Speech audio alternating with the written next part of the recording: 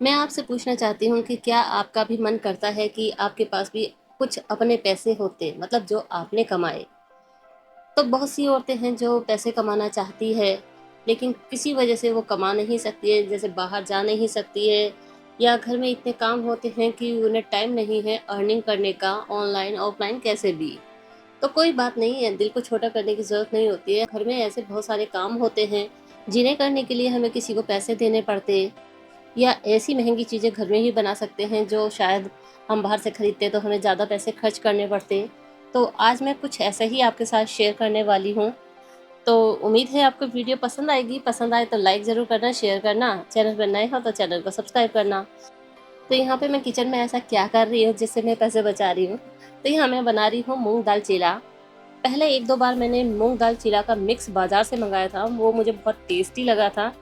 घर पर बैटर बनाकर मैंने कभी खुद से नहीं बनाया था। बाज़ार से ले लिया मिक्स और उसको घोला पानी में और बना दिया। आज मैंने सोचा चलो घर पे ही बनाकर देखते हैं कि कैसे बनता है। मेरी फ्रेंड तो बनाती रहती है, उसने मुझे बताया कि मूंग दाल के अलावा थोड़ी सी अरहर के दाल के दाने और थोड़े से चावल भी भिगो देना और उससे अच्छा बनता है चीला जो है। तो मैंने ऐसे ही किया। 1.5 घंटे पहले लगभग भिगो के रख दिया था और यहाँ पे अब मैं बैटर तैयार कर रही हूँ। लेकिन उससे पहले मैंने तवा गर्म होने के लिए पहले से ही रख दिया था और उस पर हल्का सा तेल लगा दिया है। और जब तवा अच्छे से गर्म हो जाएगा तो मैं गैस को ऑफ कर दूंगी। मैं ऐसा इसलिए कर रही हूँ ताकि चीला जो है हमारा वो चिपके नहीं तवे के ऊपर, क्योंकि मेरे पास कास्ट आयरन का तवा नहीं है, नॉन स्टिक में इस्तेमाल नहीं करती हूँ। तो क्योंकि किचन छोटी है, वैसे मैं कास्ट आयरन का तवा लेना चाहती हूँ, लेकिन मैं इसी वजह से नहीं लेती हूँ क्योंकि मेरी किचन छोटी है तो सामान रखने की थोड़ी दिक्कत होती है। वैसे भी काफ़ी सामान मेरे पास इकट्ठा हो गया है वीडियोज़ के चक्कर में, तो मैं इसी पे ही बना लेती हूँ जो रोटी वाला तवा होता है। बस ये ट्रिक इस्तेमाल करती हूँ कि पहले मैंने तवे को अच्छे से गरम किया तेल लगाकर, फिर गैस ऑफ कर दिया। फिर जब ठंडा हो गया तवा उसके बाद फिर से मैं गैस ऑन करती हूँ और तवे को गरम करती हूँ और फिर ऑफ कर देती हूँ। ऐसा 2 बार करने के बाद तीसरी बार में मैं चीला बनाती हूँ या डोसा भी बना लेती हूँ मैं इस ट्रिक से, वो बिल्कुल भी चिपकता नहीं है। तो यहाँ मैंने गैस को ऑफ कर दिया और यहाँ पे जो मूंग दाल और अरहर की दाल चावल का जो मिक्सचर था वो मैंने पीस लिया है।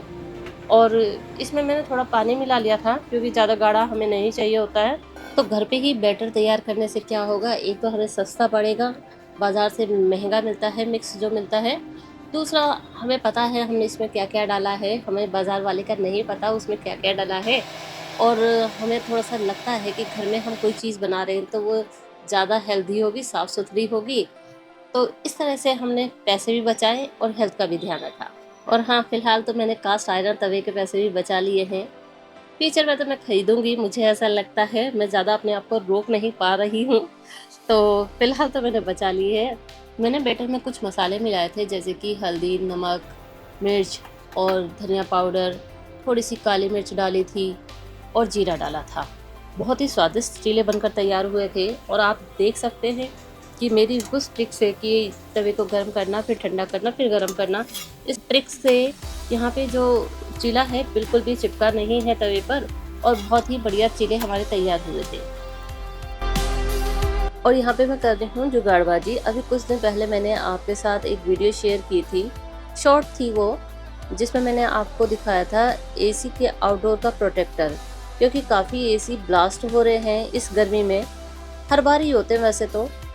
गर्मी की वजह से आउटडोर जो होता है वो ज़्यादा हीट होने की वजह से फट जाता है, आग लग जाती है और पीछे तो शायद 9 लोगों की जान भी चली गई थी। तो वो प्रोटेक्टर जो मैंने मंगाया था फ्लिपकार्ट से, वो मेरे एसी पर सही से नहीं आया। मतलब जो बेल्ट थी उसकी काफ़ी छोटी थी, तो वो लग नहीं रही थी। तो मैंने उसे वापस कर दिया और मैंने सोचा क्यों ना मैं घर पे ही बना लूँ। तो यहाँ पे मैंने जुगाड़ किया है, 2 कार्डबोर्ड ले लिए बड़े-बड़े से और जितना मेरे एसी की आउटडोर की जो लेंथ और ब्रेड्थ थी उस हिसाब से मैंने इनको आपस में चिपका लिया। इसकी मैंने चौड़ाई रखी थी 12 इंच और लंबाई रखी थी 32 इंच। मेरा एसी 1.5 टन का है। और यहाँ पर चिपकाने के बाद मैंने इसके ऊपर चढ़ाया है एक वॉलपेपर जो कि किचन के लिए आता है। ये मेरे पास पहले से ही रखा था, मैंने पहले कभी मंगाया था, यूज़ नहीं किया था, तो मैंने सोचा चलो इसी को यूज़ कर लेते हैं। सिल्वर कलर का है ये, क्योंकि सिल्वर ही हमें चाहिए कलर, ताकि हीट जो है रिफ्लेक्ट हो सके, वापस चली जाए, और हमारा जो एसी है आउटडोर वो गर्म ना हो। तो इसीलिए हमें सिल्वर कलर ही चाहिए। चाहे तो आप चमकीली सी पन्नी होती है सिल्वर कलर की, उसका भी इस्तेमाल कर सकते हैं, नहीं तो ऐसा अगर आपके पास वॉलपेपर है तो उसका भी इस्तेमाल कर सकते हैं। काफ़ी महंगा था वो प्रोटेक्टर, 500 के आसपास था। तो वो तो मैंने वापस कर दिया था, मुझे रिफ़ंड मिल गया है। तो मैंने सोचा कि ना मैं खुद ही बना लूँ। तो बस अब मैं इसको इस पे चढ़ा दूँगी, अच्छे से कवर कर लूँगी। और हाँ, ये वाटरप्रूफ है, अगर बारिश-वारिश हो जाती है तो इसका कुछ भी नहीं बिगड़ने वाला है। ये देखिए, मैंने आपको पानी डाल के दिखा दिया है, कुछ भी नहीं हो रहा, कहीं कागज़ गल नहीं रहा, कुछ नहीं हो रहा। ये स्पेशली किचन के लिए होता है, ताकि ऑयल वगैरह गिर जाए तो इसको कपड़े से साफ़ कर दें। तो बस हमारा प्रोटेक्टर तैयार है। ये देखिए, हम छत पर आ गए हैं इसे लगाने के लिए। शाम का वक्त है। कार्डबोर्ड को अच्छे से मैंने रैप कर दिया है दोनों तरफ से वॉलपेपर से, तो अब कहीं से भी कुछ भी पानी बिल्कुल नहीं जाएगा।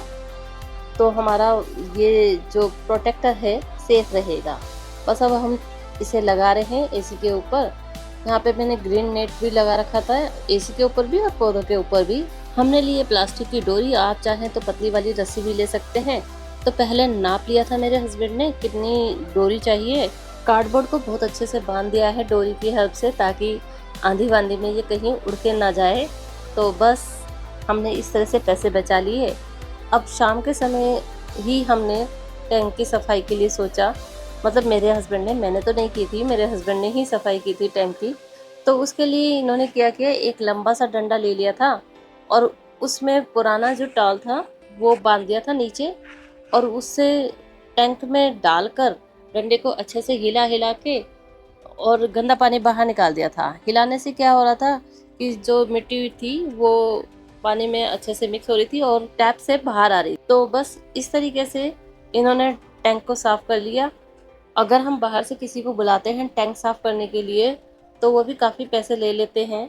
तो इस तरह से हमने आज ये भी पैसे बचाए, क्योंकि आज इन्होंने छुट्टी कर रखी थी तो मैंने इनका फ़ायदा उठा लिया और पैसे बचाए, मतलब पैसे कमाए।